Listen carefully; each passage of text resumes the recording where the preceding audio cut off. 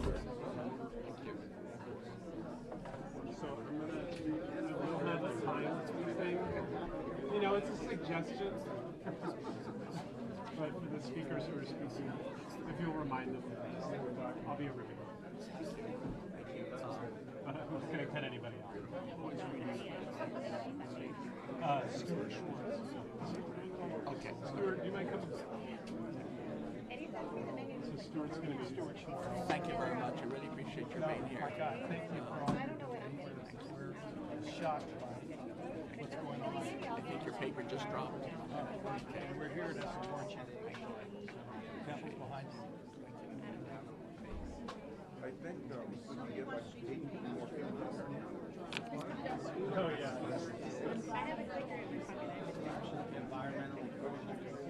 I think we can just go with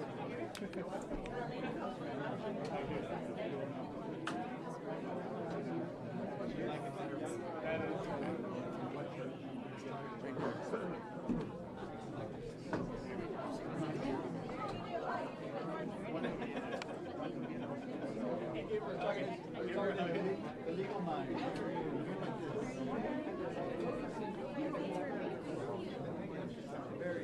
Get in here.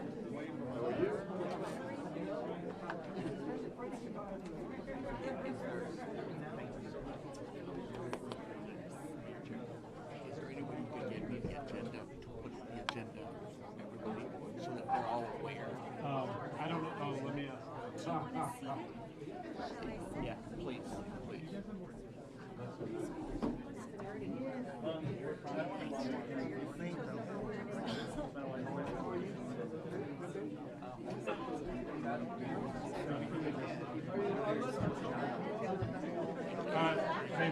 They ran out. I think you're going to have to call it. We're ready whenever you are.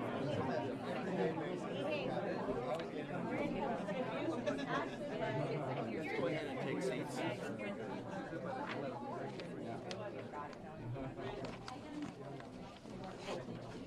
Wait, Ruben, we have some.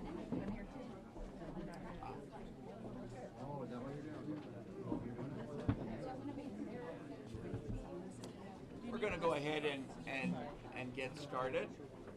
And I would ask the spokespersons to please come and sit at the table. Please. If you, there's one.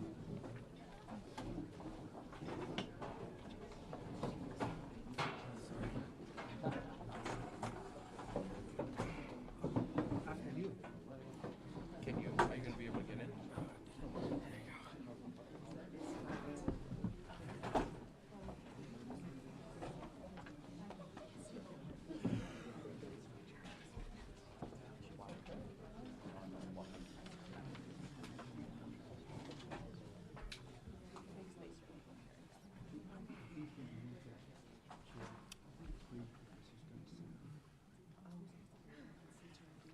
Good morning.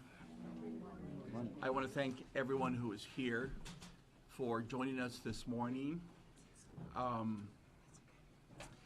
And I want to thank the members of the media.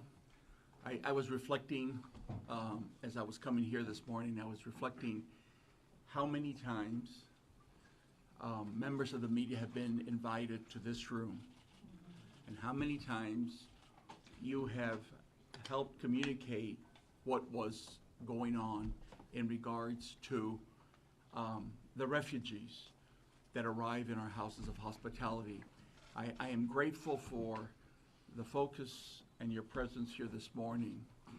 I am also very grateful for the people that are here that are going to be speaking briefly this morning as part of the press conference, and I would like to quickly introduce them to you. Have Congresswoman Veronica Escobar, the Bishop of the Diocese of El Paso, Bishop Sainz, the Mayor of the City of El Paso, Mayor Oscar Leeser, Jerry Wesovich, the lead counsel, the legal team that is representing Annunciation House, County Judge Ricardo Samaniego, who is here, State Representative Joe Moody, and representing, Rabbi Solomon Stuart Schwartz. Very grateful that they were able to take from their busy schedules to be here with us this morning. Why are we here? What brings us together this morning? This isn't about a discussion of country conditions that push people to flee their country. This is not about a discussion about what immigration policy should be, although I can assure you that everybody at this table has many, many thoughts about what immigration policy should be and how it should be changed, etc. This is not about electioneering. This is not about one candidate or another. What this is about is human beings who have arrived, who are now in front of us, that are in our community, and the question arises, how do we respond to these human beings? For so many years, and part of the shock of this moment is that for over 46 years, we have been welcoming the refugee across many political administrations and moments and officers, and the people have continued to knock on our door, and we have been opening that door and providing hospitality. The numbers are now in the hundreds of thousands over that 46-year period. We have been so fortunate to be able to elicit faith communities in El Paso and New Mexico, faith communities outside of El Paso, who also stepped forward and said, this is what we are called to do, is to welcome the refugee. And we're talking about very basic. It's to give them places to sleep, food to eat, places to shower and clean up, assist them in making contact with their families, their friends who can receive them. We have been welcoming, after 2014, the tens of thousands of refugees that Border Patrol, ICE, the immigration structure of the Department of Homeland Security processed and had to release, and had no place to release them to, and asked us if we would receive them. And the coalition of faith communities, we have been doing this at a time when many of you covered the hundreds and even thousands of families that found themselves on the street surrounding Sacred Heart when the temperatures got very, very cold. This is about what this moment is, and that there are individuals who have decided that that should be illegal. I personally am taken aback by the use of words like smuggling to call our houses of hospitality stash houses. Is there no shame to refer to houses of God, houses of hospitality, as stash houses? And so we gather now to begin the effort of responding to the intention to want to close down, beginning with Annunciation House, to close down houses of hospitality. And it is a forewarning to other entities that also do the work of hospitality that they can very well be next. With that, I'm going to introduce, and they are going to speak, the different members here at the table, beginning with the lead counsel, for whom I am deeply, deeply grateful, to Jerry and the team of attorneys that are now helping to navigate this. As other people on the table speak, I'm going to be stepping back so that they can come and sit. Members of the media asked to have speakers be able to speak where the microphones are. So for you to know I that. should be able to. Okay. All right. Jerry. Good morning. On February the 7th, Texas Attorney General Ken Paxton sent 3 lawyers to bang on the door of Annunciation House. And when the volunteer answered, they handed her this 7-page demand for documents. She got in touch with me, and I promptly emailed the Texas Attorney General's office and said that Annunciation House will respond in 30 days. I immediately got an email back saying, no, you have 1 day to respond. And if you don't respond, we will close down Annunciation House. This left Annunciation House with no option but to sue Attorney General Paxton to challenge his abuse of power.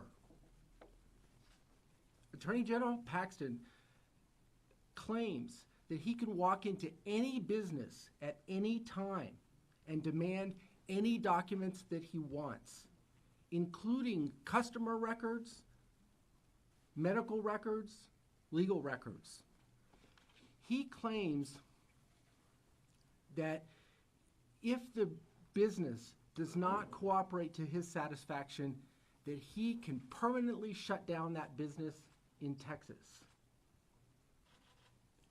Attorney General Paxton thinks that he can do this all by himself without any judicial involvement at all.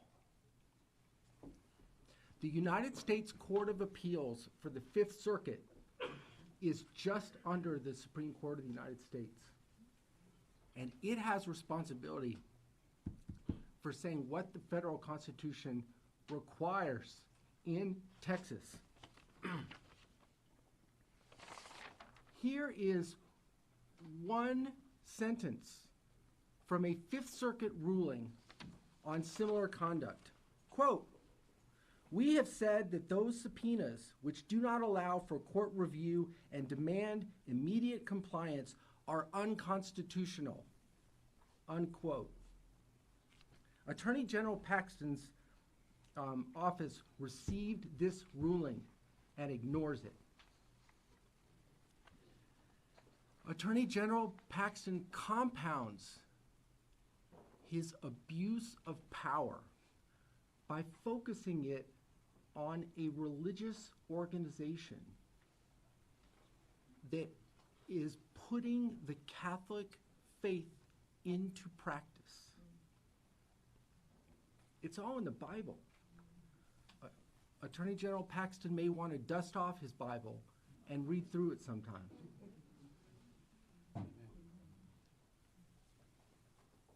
The volunteers at Annunciation House do a lot of hard work, and they do it because they value service to others. That is not a crime. Annunciation House is not the problem here. Annunciation House does not decide who gets to come to the United States and who gets to stay here. Other people worry about those things. Annunciation House only provides basic services to vulnerable families: food, clothing, a place to lay their heads. America remains a free country where the law protects Annunciation House's right to do this work. Thank you. Thank you, Jerry.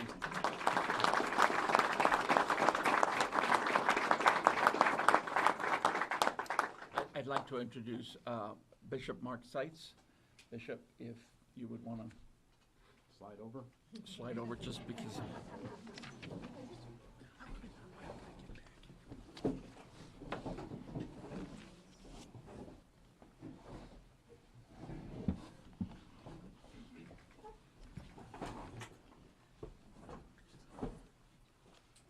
Good morning, everyone. It's good to be here with all of the people at the table and here in the room. For generations, El Paso has worked hard to build a resilient, welcoming borderland community, a place of welcome and dignity. Today, however, we find ourselves in an impossible position, hemmed in on all sides. On the one hand, we are challenged by serious federal neglect to provide a safe, orderly, and humane response to migration at our southern border.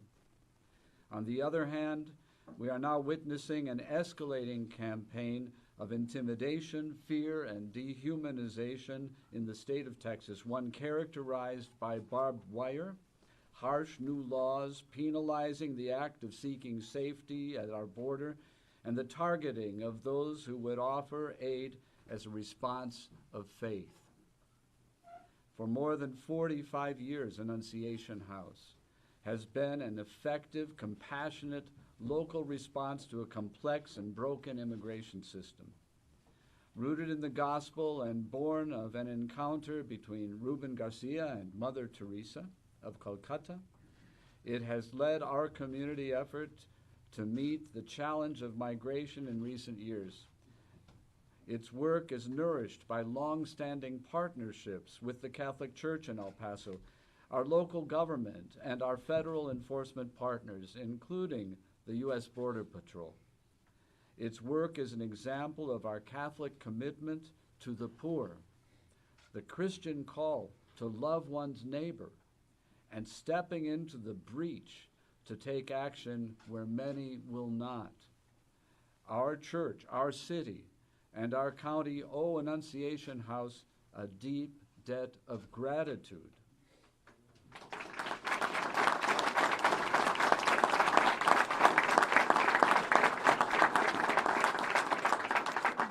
This is not about politics.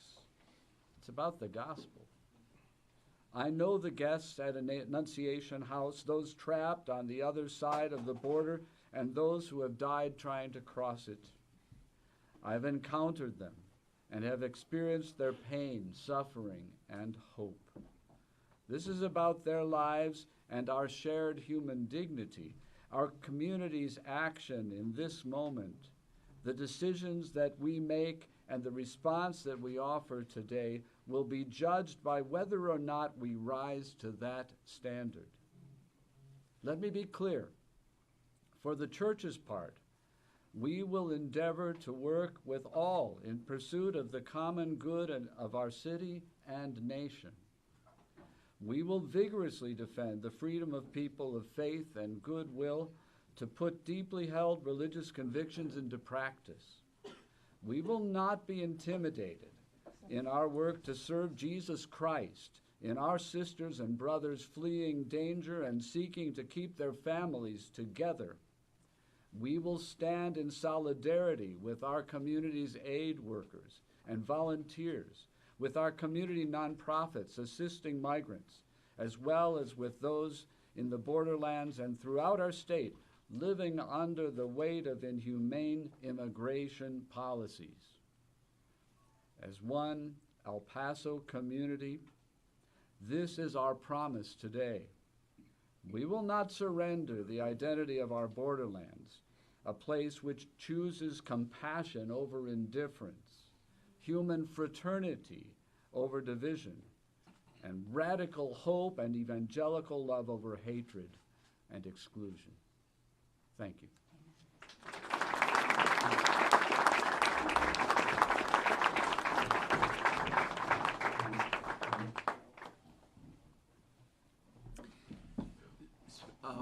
Rabbi Seidemann was not able to be with us, but he sent Mr. Stewart to read a statement, and so he will be next.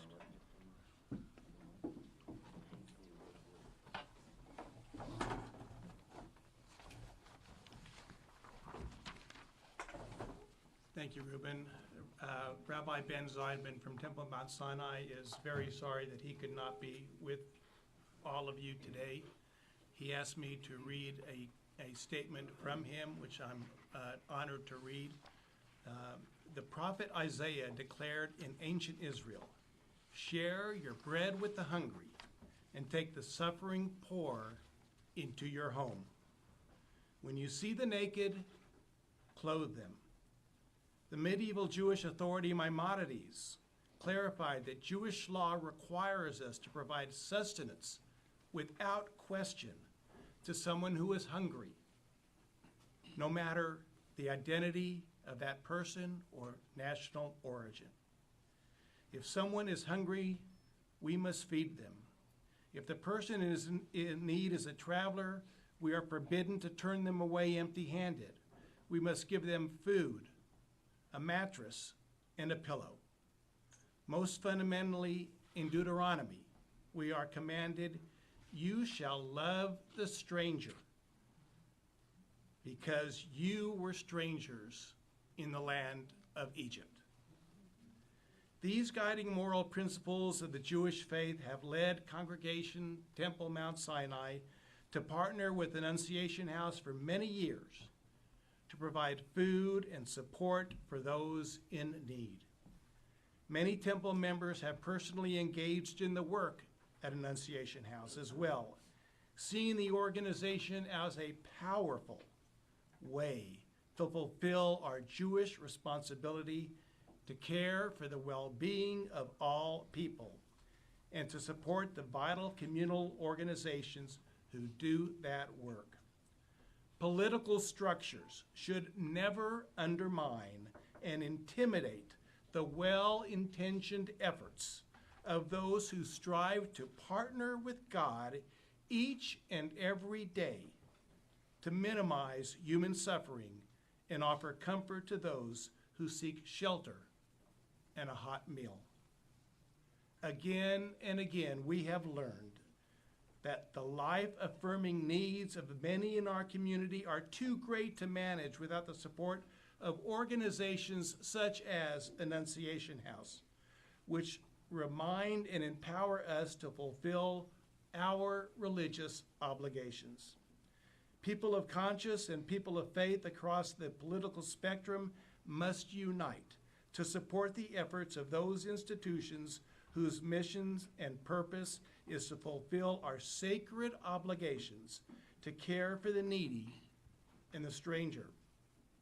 In honor of the fundamental teachings of Judaism, I stand here today, together with all of you, to say unashamedly that I condemn any effort to deny food, clothing, and shelter to anyone in need in our community, even the stranger.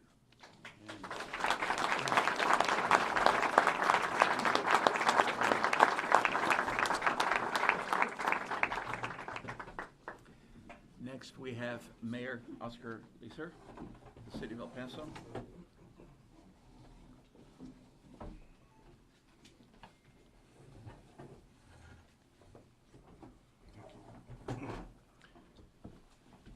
Thank you all for being here. And I think it's really important, as we've heard the bishop, we've heard the letter from the rabbi, we heard Mr. Garcia, and then we walked in here and we noticed it's a nonpartisan room. And that's what we got to think about. This is something that we do as citizens of our country. And we live in a border. And in this border, we got to realize one thing, that we have a responsibility.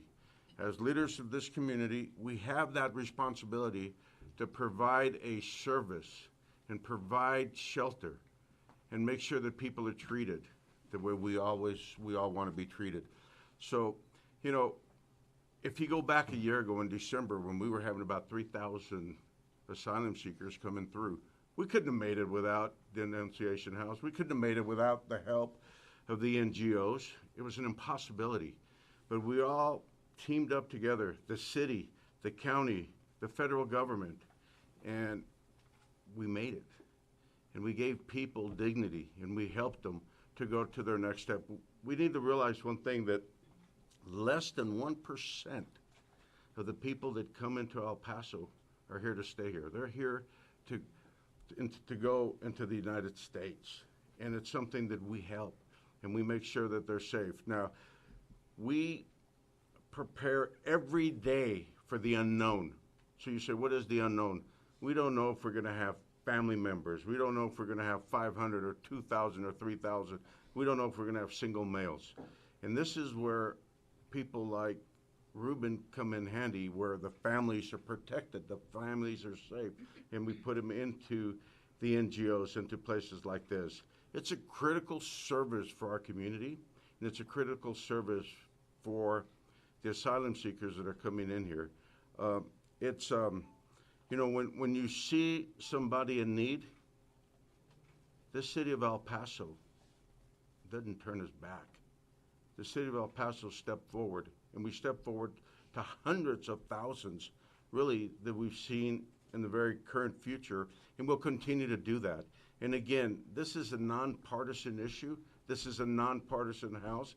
And as the rabbi said, we will feed, we will clothe, and we'll continue to provide shelter for all. And it's really important to know that the city of El Paso was committed and stayed committed. And whether Ruben calls us and asks for help, or we call him and ask for help, it's a teamwork that this community has been able to do. So, again, I want to thank you, really, for the service you've provided the hundreds of thousands of people, and you will continue to provide that. This won't slow us down, because we can't. We continue to have people coming into our country. We continue to have people that need a shelter, need a warm meal, need clothing, and this city will not turn its back on anybody. And I think you've seen it over the last year, 2 years, 3 years, 4 years.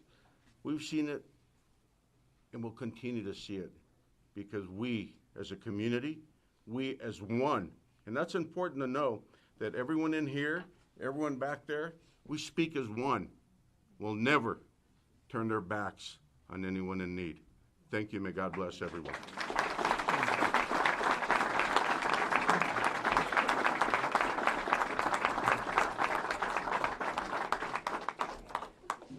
Next, I'd like to introduce County Judge Ricardo Samaniego.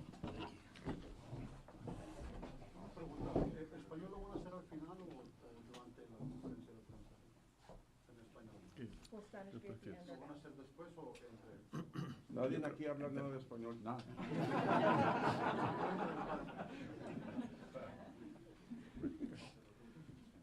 This really is about solidarity. This is bringing the community together. I cannot speak on behalf of our commissioners, but we have two commissioners here, Commissioner Stout and Commissioner Holguin. But if you see the actions from the county, you'll see how we defend humanitarianism, being there for our NGOs, and which is, unfortunate. I wish that they too could be behind us, because the NGOs have done such an amazing job in a collaboration. But this is a very important opportunity for us. To me, this is the line in the sand. What you're seeing now is a preview of SB4, of what might happen. And we have to make sure that they recognize that this is a very different community. Paxton tried to involve himself in the pandemic. We were not intimidated. Lives were ended because of that interference, but we pushed back, and we were able to accomplish and become the first community to be immunized, and that herd immunity that was so important to all of us. We're the first in Texas and second in the United States. I want to say right now, you mess with Ruben, you mess with Annunciation House, you're messing with us.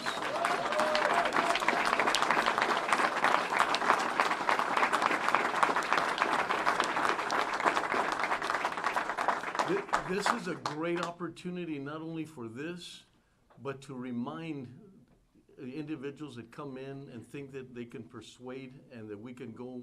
This is, maybe we're not here politically, but this is a politically move that shames us as a state, that shames us that someone would do something like this on behalf of their political views. And we cannot allow that. And I don't think there's one single community in the country that can show what we can show. And remember, we're not only doing this for us, but we're doing this for other communities, because we are going to set the bar and get other communities to feel that strength and courage to be able to, for themselves, to do the same for their areas as we're doing for ours. We are a role model, and we will continue to be a role model. So I thank all of you here. You know, like I wish the cameras were also facing the individuals and the individuals outside, because this is solidarity at its best, and we're going to show that this is the line in the sand. Thank you very much.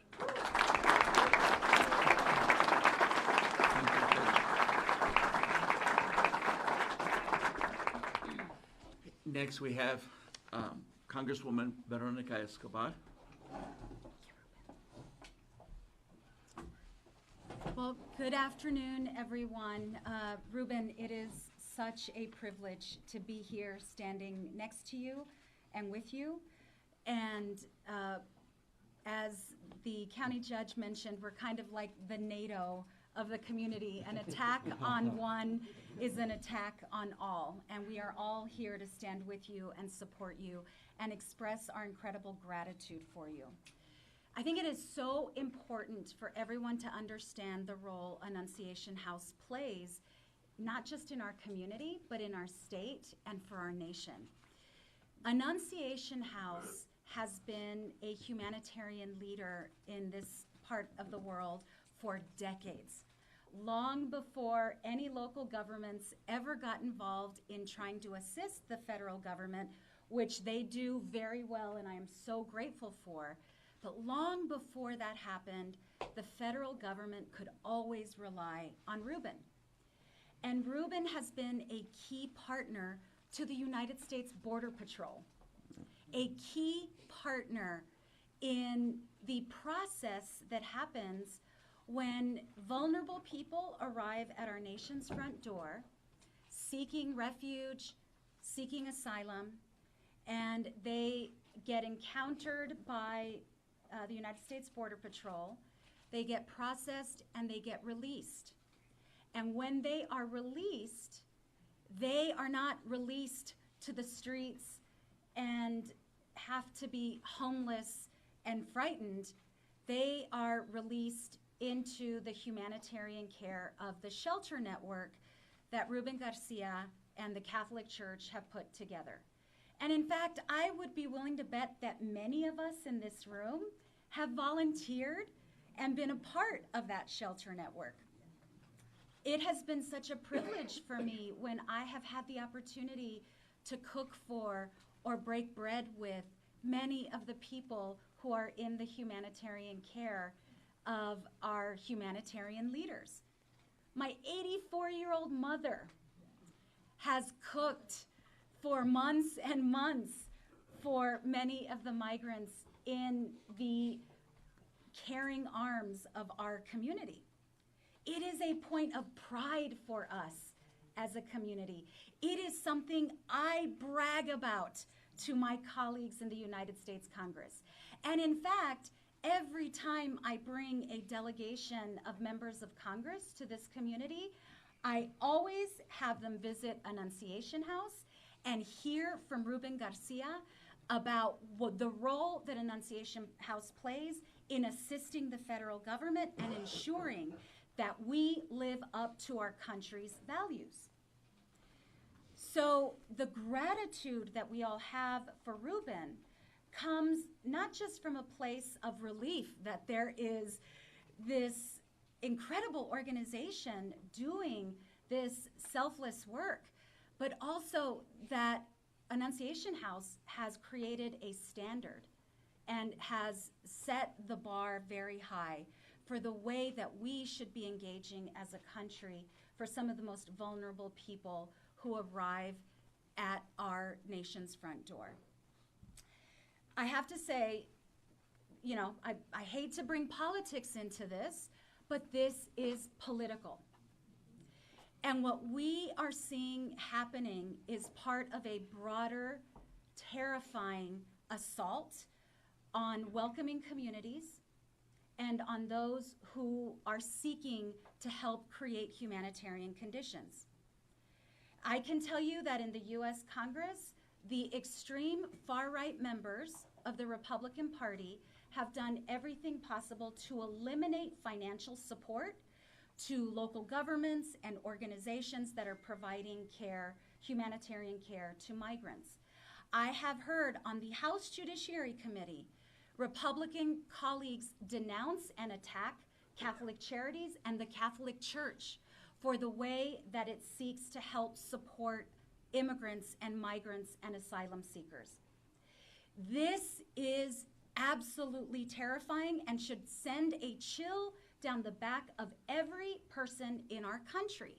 It is contrary to who we are as a nation of immigrants.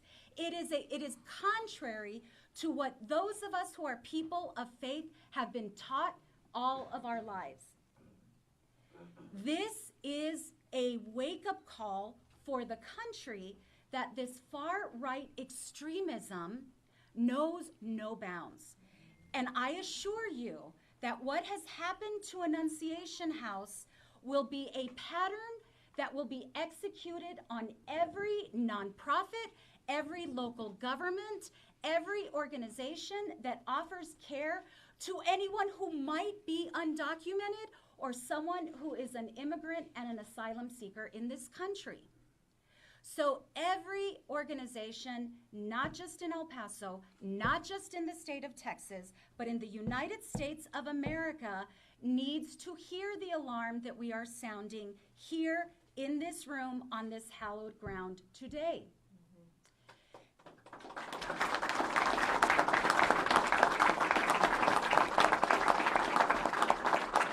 So truly, this is not just an attack against Annunciation House, but this is an attack on our country's values, and this is a moment for all of us to stand together and to fight against this un-American behavior.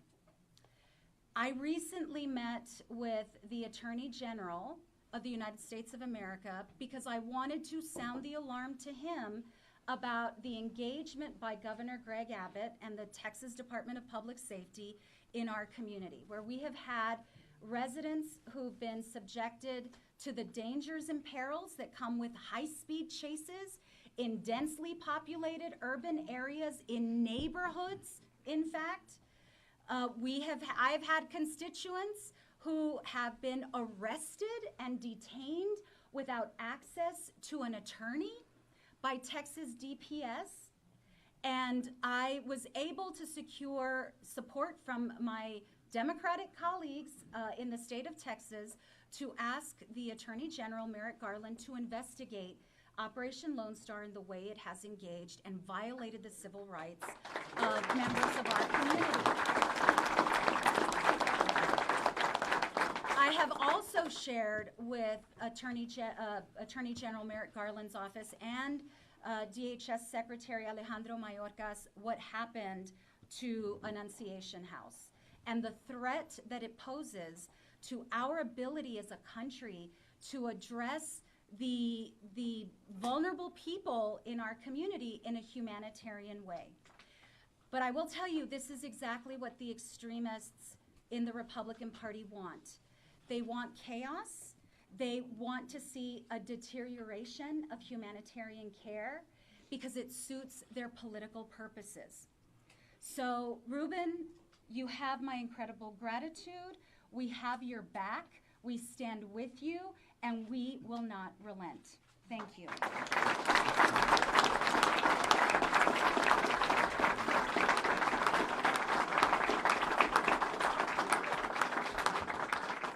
Next, we have State Representative Joe Moody.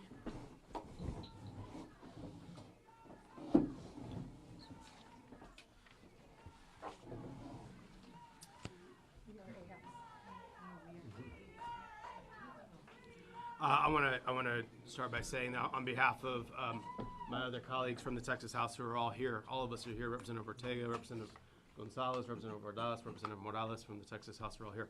I want to start by giving Annunciation House my deepest gratitude and our deepest sympathies. Thank you. You do incredible work, and we've never been so angry and appalled as when we learned about this attack on you. One thing I wasn't, though, was surprised. I know far more than most of what kind of man Ken Paxton is. And believe me when I say we don't have enough time in the day to cover all of his sins. But this isn't about him. It's about us, who we are, how we respond. And I'm here to tell everyone that no matter what Paxton or anyone else does, we won't compromise our values. Not today, not tomorrow, not ever. That's what he's after.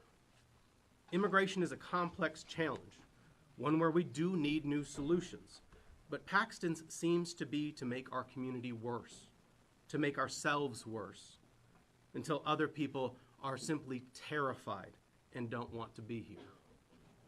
Annunciation House feeds and clothes and helps the poorest, most desperate people among us. That sends a message that we believe in human dignity, no matter where you're from. That this is a place where everyone deserves safety. That in El Paso there are open hearts filled with kindness and humility. That message is a direct threat to the calculated cruelty people like Paxton have embraced. And it's what we are called to do. For all the verses about migrants and neighbors, it's as simple as the clear command Jesus gave at the Last Supper. Just as I have loved you, you also should love one another.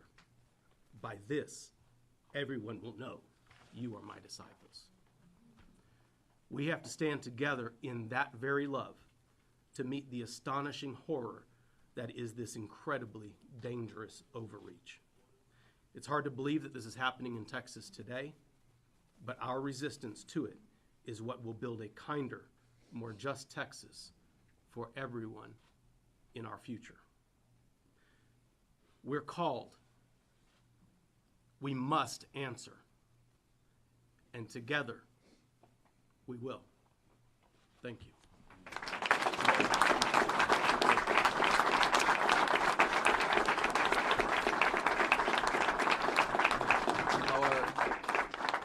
Our final speaker this morning is State Senator Cesar Blanco.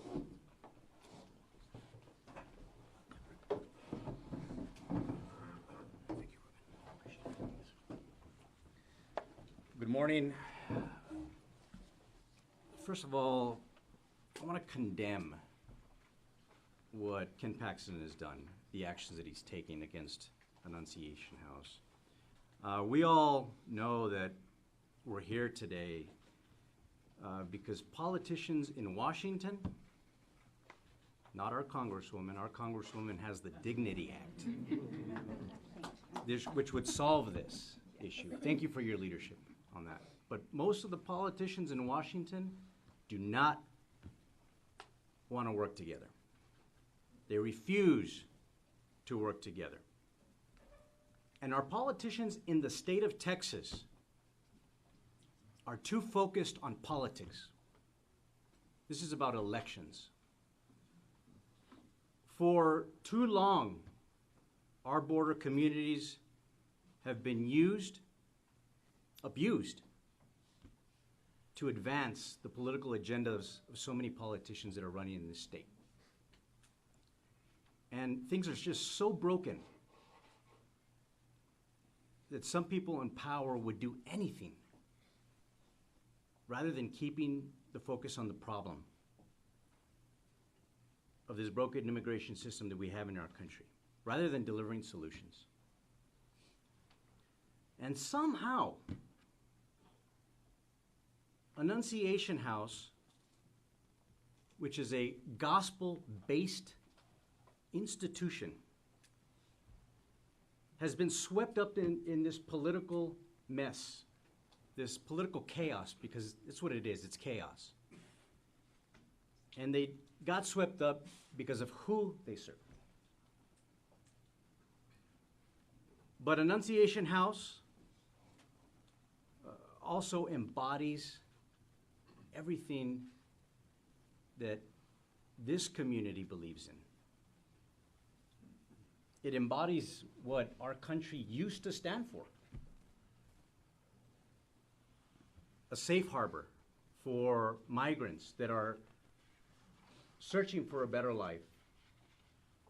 For decades, Annunciation House has been on the front lines, responding to this humanitarian crisis. Their mission which is inspired by the ministries of Jesus Christ, has helped shelter countless women,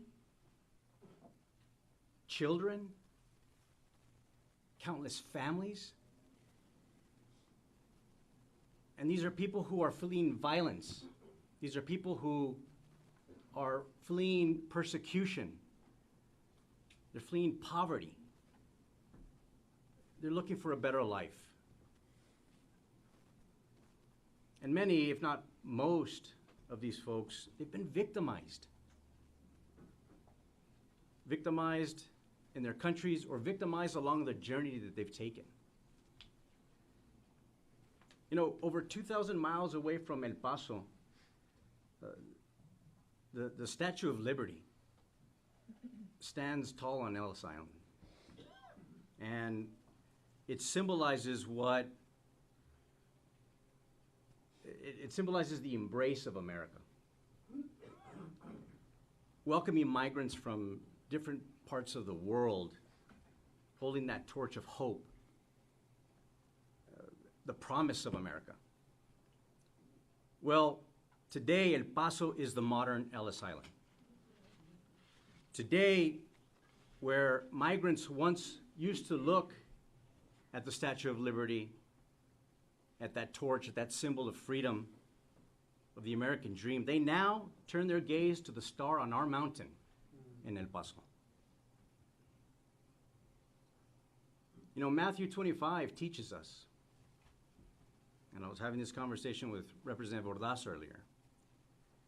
It tells us, "For I was hungry, and you gave me something to eat. I was thirsty, and you gave me something to drink. I was a stranger, and you invited me in." Refugees are vulnerable. But refugees are people that are made in the image of God. And our Creator calls us to help them, to love them, to welcome them in His name. Just as Annunciation House does every single day. So, our Creator implores us to love our neighbors and love ourselves, because that's who we are. As a Congresswoman said, we are all immigrants in this country in some form or fashion, whether it's our parents, our grandparents, our great-grandparents for some of us. All of us have an ancestor who made that trip to this country. They've woven their stories into the fabric of what our community is. And it's strengthened our country. So harassing religious-based charities won't put an end to this crisis. We need real solutions. We need solutions from our leaders in Washington, D.C., and we need solutions from our leaders in Texas. Real solutions that are focusing on actual issues at hand. That's our broken immigration system. That's the dangerous criminals. That's the cartels who exploit these innocent migrants. It wasn't even 2 years ago that we witnessed that tragedy of those that were smuggled in that tractor trailer, where all those families died in the heat. These are the types of people that law enforcement and state officials should be focusing on. Not entities like Annunciation House that provide love, care, and shelter. So the state delegation is committed, the El Paso state delegation is committed to figure out solutions. We're here to support Annunciation House and to support all of those leaders who are finding real solutions. We are with you. The message to the migrants, we are with you. You are not alone. We will continue to support you. Thank you.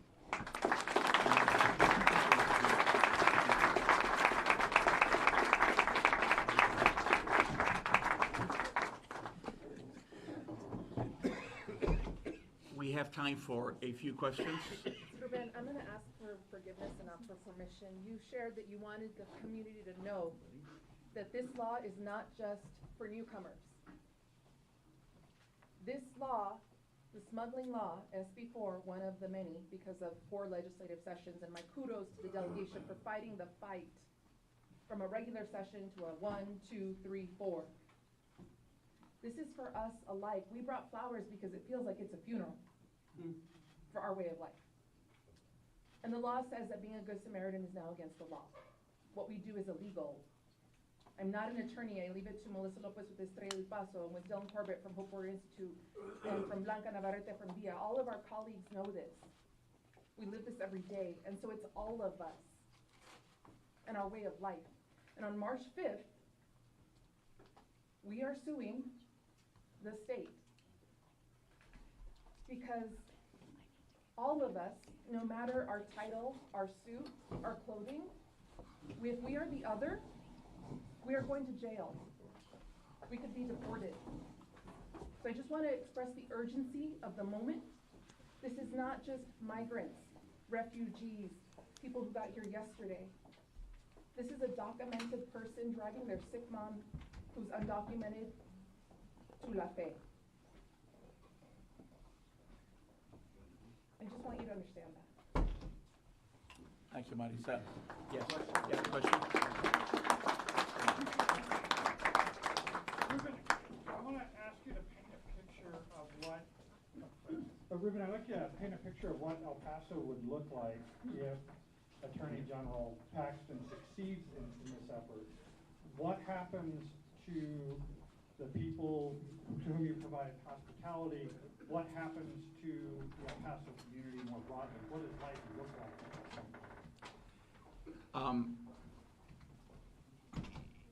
If Annunciation House is in fact shut down, I think we would be the first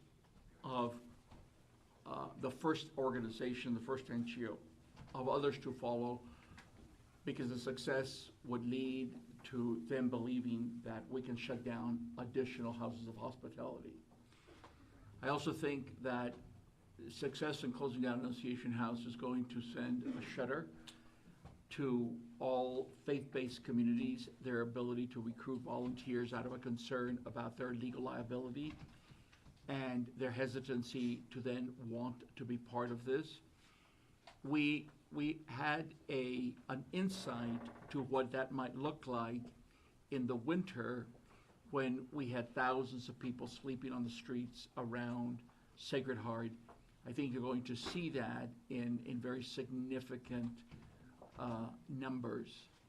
I also think that, as Marisa pointed out, and it's important that we not lose sight, this law targets any undocumented person who is living in the state of Texas, whether they've been here for 10 minutes or they've been here for 10 years, who have jobs, who have sending their kids to school. This law targets them, and it targets everyone they interact with, who then could be vulnerable to being arrested and then charged for aiding, abetting, etc. I think that's what we would be looking at. Okay. Ruben, I'd like to add to that a little bit, because I think it's important what Ruben and the Annunciation House do. They help the community, they help the city. So the city of El Paso and the county we understand that we have responsibilities to asylum seekers, and they help us provide shelter, they help us provide meals, they help us provide clothing. Without that, we wouldn't have the success we have today. El Paso is probably one of the only, if not the only, city in the country that doesn't have people right now sleeping on the streets, that they don't have people being exploited, families being taken advantage of. Why? Because we have teamwork. We have someone like the Annunciation House and others that provide a service for us. We work together as a team, and we all understand our lane, and we stay within our lane. And Ruben is so essential to, I mean, I know that Chief D'Agostino and the Office of Emergency Management work with Ruben on a daily basis, if not probably hourly basis, right, Ruben? Correct. And without that, we wouldn't be able to do what we're doing today. And look around, go look around. If there's someone sleeping on the street today, it's because they want to be there. Because they're gonna look for day work tomorrow. But they're not out there because us, as a whole, is providing something that no one else is being able to do. And I get phone calls from all over the country. I get phone calls from many governors. I've gotten phone calls from Washington. What are you all doing? How are you doing it? Perfect example, working together with someone like Ruben. So what would you see? You would see a lot, just like you said, what we saw in December, till we all figured out what we needed to do and how to do it, and then we did a really, really good job as one. Yes. What the AG, and perhaps this might be a question for Jerry, or if you'd like to take a crack at it, but what the AG supporters would say would be, why not just turn over those documents at that first initial contact and then fight it out in court rather than deny and then file the lawsuit? Just the reaction to that perspective. Jerry? We haven't. Maybe Jerry, we'd have to have you there.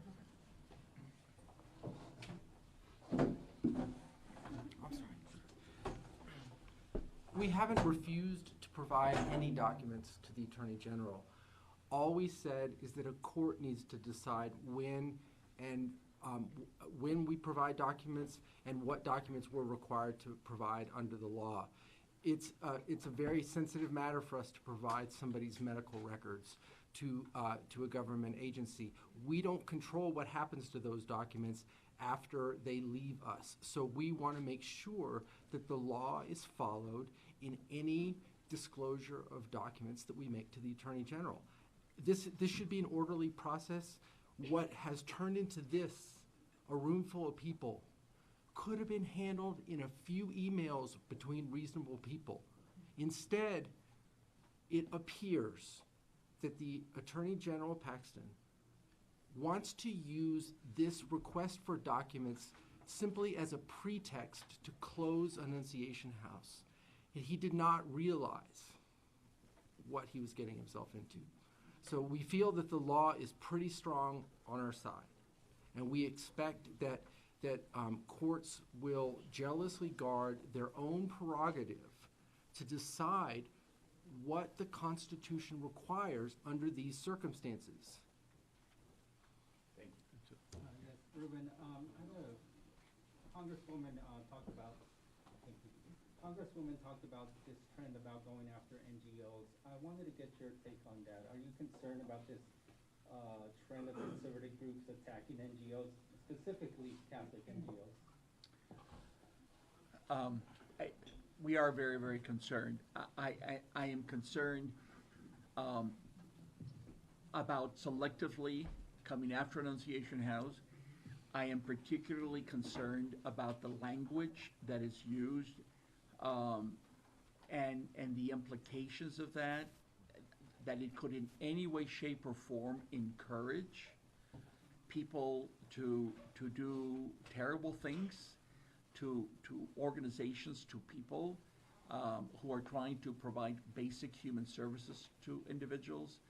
I'm very concerned about that, yes. Okay. Rubén, si puedes darnos a conocer tu postura en español y también qué planea hacer Casa Anunciación al respecto.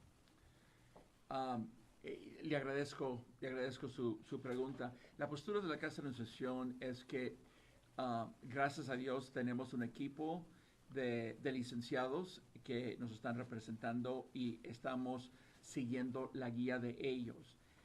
Como se acaba de explicar, el pedido de parte del Procurador General del Estado de Texas no es algo que hemos rehusado, sino lo que hemos dicho es, no vamos a entregar documentos así nomás, sino queremos ir con un juez que aclare bajo la Constitución qué estamos requeridos en tener que entregar. Así es que estamos en ese proceso.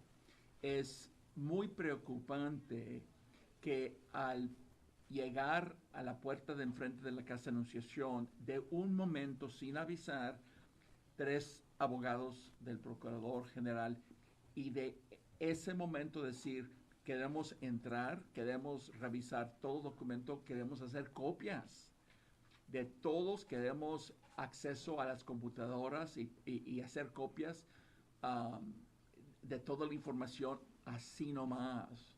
Y eso no se puede permitir sin tener la oportunidad de ir con un juez y decir que estamos obligados, porque hay información que tiene que ser protegida, información de individuos, que muchas entidades en el estado de Texas, los Estados Unidos, muy bien conocen su responsabilidad en proteger esa información. Lo que va a hacer la Casa de Anunciación es, vamos a insistir que el Procurador General, vamos a insistir que el Procurador se comparte dentro de la ley según la Constitución requiere. Y ni más ni menos de eso. Okay. ¿Cuál es su reacción con respecto a las acciones del procurador y exactamente las acusaciones en contra de ustedes? Como acabo de decir, me sorprende profundamente el lenguaje que el procurador está usando, las palabras que está usando para querer caracterizar lo que es la Casa de Anunciación. Es muy, muy, muy preocupante. Y francamente, yo le tengo que decir a usted, yo no entiendo por qué es necesario usar ese tipo de lenguaje. Para mí es increíble que el procurador ha tomado esta ley y ha empezado de esta manera. Como el abogado Wesovich muy claramente dijo, él pudiera haber enviado un correo electrónico diciendo, tenemos estas preocupaciones, les queremos saber que nosotros queremos saber exactamente qué es el trabajo de la Casa de Anunciación y queremos hablar de tener acceso a cierta información. Lo que hubiéramos hecho es respondido a eso siempre basado en que la información es información que legalmente nos permite entregar bajo la Constitución o información que nosotros tenemos el derecho de decir, sabes que no podemos dar esa información. Así es que es algo que no tuvo que haber sido de esta manera. Las palabras de Ken Paxton solamente son palabras. En la corte requiere prueba. Él no tiene. Él solo tiene palabra. Señor García, ¿cómo califica precisamente esta actitud del Estado y qué representa para usted que pues, toda la comunidad se haya unido para apoyar? Mire, para mí es muy preocupante.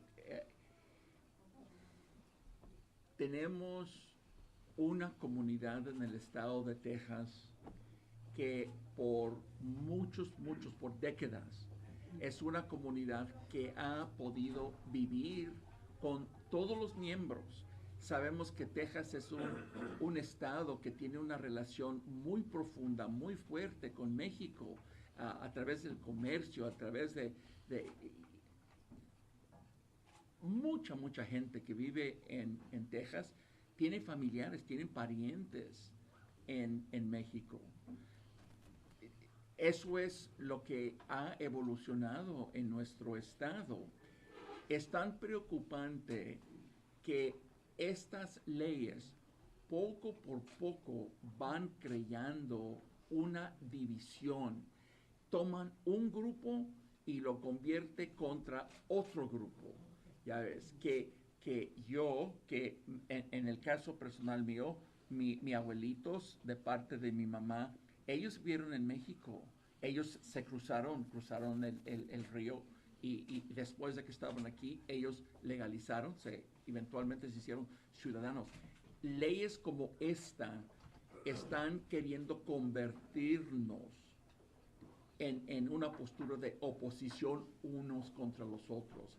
Y creo que todos debemos de estar muy conscientes que nos quieren llevar a eso y tenemos que resistir.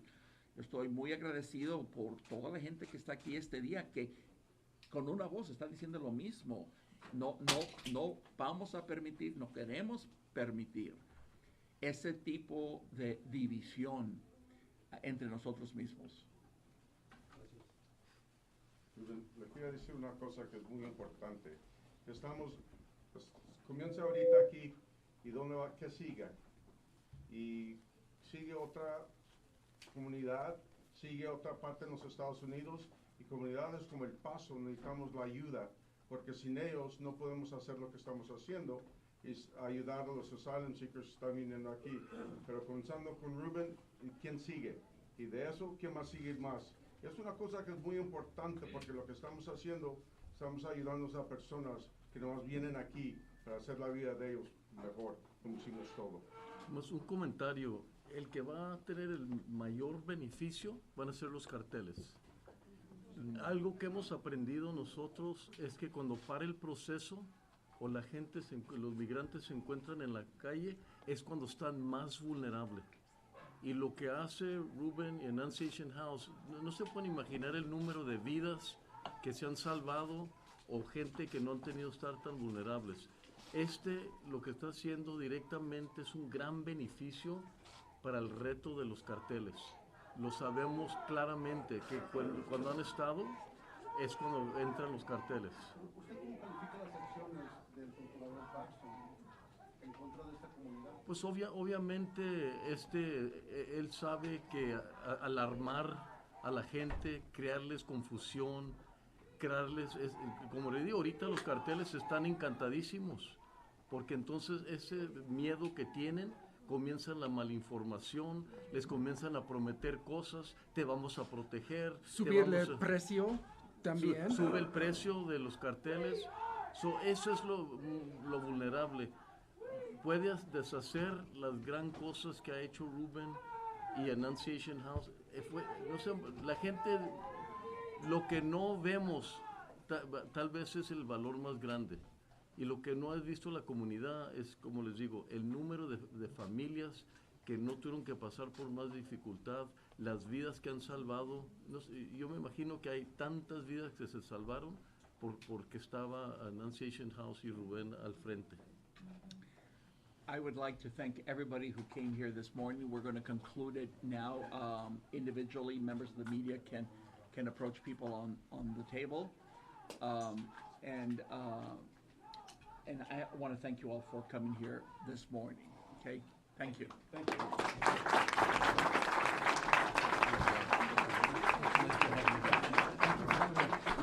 The legal perspective with the emotion. There's a lot of people who are going to, there's a big break into due process.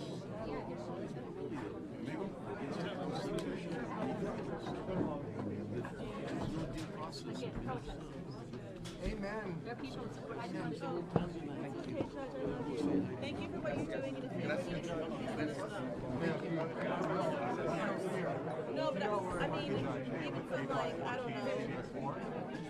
I've been thinking like, how do they pick an Annunciation House?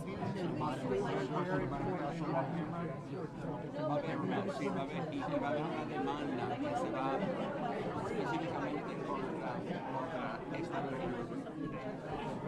Una de esas